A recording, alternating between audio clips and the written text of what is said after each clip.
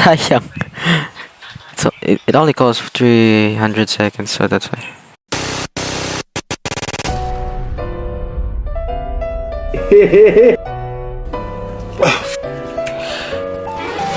Excuse me.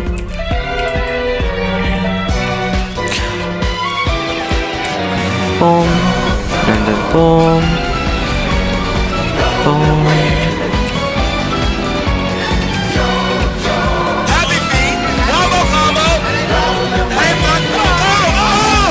Oh, diba 24k?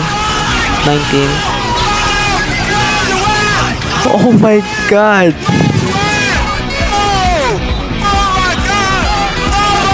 What is that? No way, that's actually worked. Sabi sa'yo eh. Shield lang ni ano, ni Zhongli. Tapos ulti ni Bene. Tapos kahit ilang eh. May okay na eh. Maano na yung elemental reaction niya eh. Parang mag-activate na. Diba?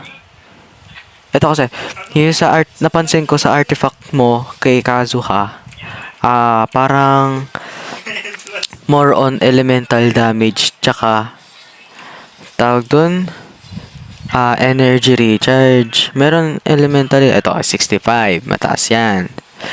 16, tapos energy recharge, tapos may crit damage ka pa.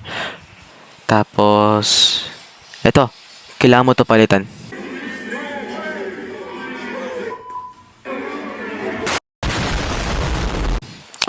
Tapos kaya baka masakit yung elemental mo dahil dito sa ano mo, sa build mo na animo.